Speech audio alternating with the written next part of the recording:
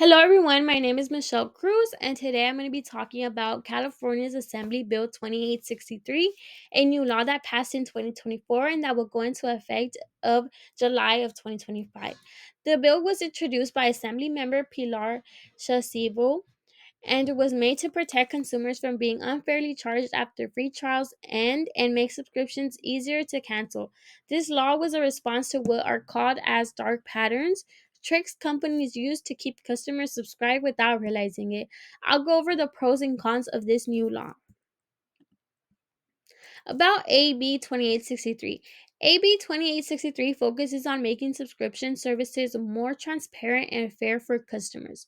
One of the main things it does is require companies to notify people before a free trial ends, so they're not surprised by charges. It also makes it a rule that canceling a subscription must be just as easy as it was signing up for one. For example, if a service lets you join in a few clicks, it can make you call customer service or go through multiple steps just to cancel.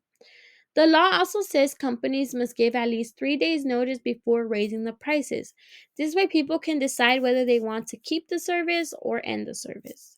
The goal is to give people more control over their money, especially now when many of us are using online services like streaming, delivery apps, or just joining overall just to get some simple discounts.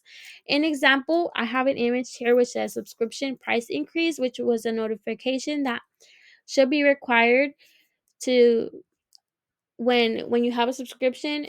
The price was from $16 and they got an increase from $19, so they have to be notified beforehand. The pro of this new law: one of the best benefits of AB 2863 is that it protects consumers. According to Davis Wright, the law requires reminders before trial ends and makes canceling just as easy as it was for you to sign up. The Judicial Legal Foundation also supports this, saying users must be notified before price increases, especially now that most people shop and subscribe online. According to 2024 CNET survey, about 60% of the US adults admitted they forgotten to cancel a free trial, which then turned into a paid subscription. That's a very huge number of people losing money on things they probably don't even use. The same study found that Americans are spending over $1,000 per year on subscriptions, some of which they didn't even remember signing up for. This is mainly known as subscription creep, and this is why the law was created to help fix and create a solution for this. It forces companies to remind people before they're charged, and it also makes cancellation buttons very clear and easy to find. With more services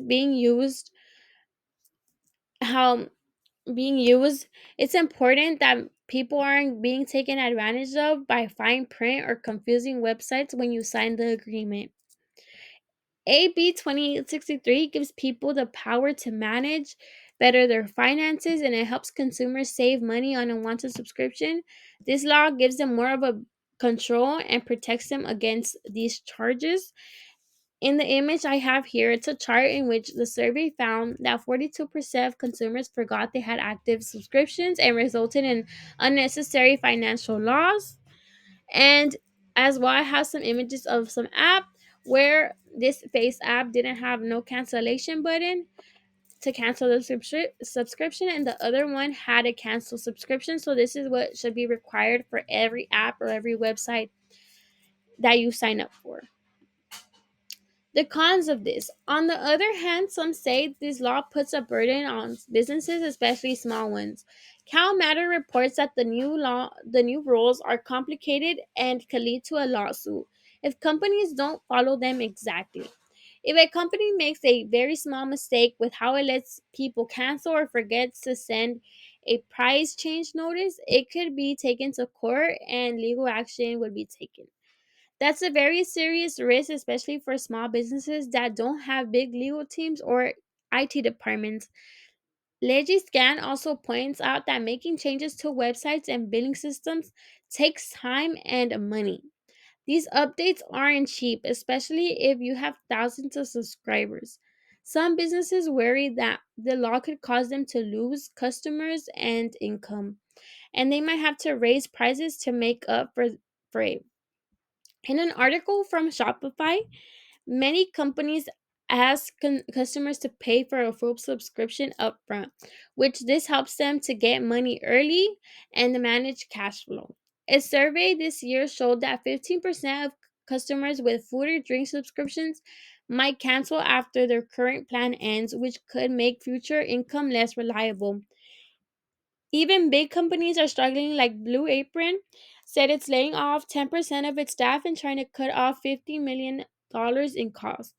These examples show how even small changes in how subscriptions can make it harder for businesses to survive. So while the law helps customers, it could be really tough for companies who are trying to stay afloat. So we have two sides. One is mainly focused on helping consumers, and the other one's concerned about the cost for businesses. AB 2863 helps people avoid being charged for things they don't want or they forgot about it. It encourages honesty and makes canceling subscription very fair. But on the other hand, businesses, especially small ones, are being asked to follow stricter rules, and that might cost them time and money and customers. It's between protecting people and putting pressure on companies. Some people think the law is necessary, and others don't think it's it's important. My opinion. After seeing both the pros and cons of AB 2863, I think the pro side is stronger. In today's world, where so many services are online and subscription based, customers should be protected. Nobody wants to get tricked into paying for something they don't want.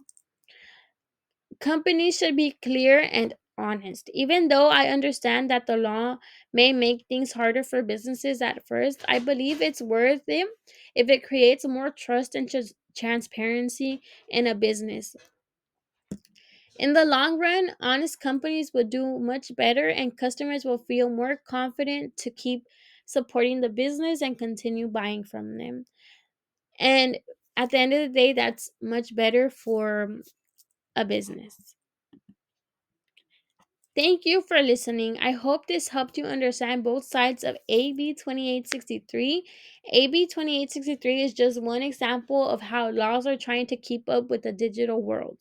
It is important to know your rights as a consumer and also understand what businesses go through. I hope this helped you see both of the sides of the issue. Thank you.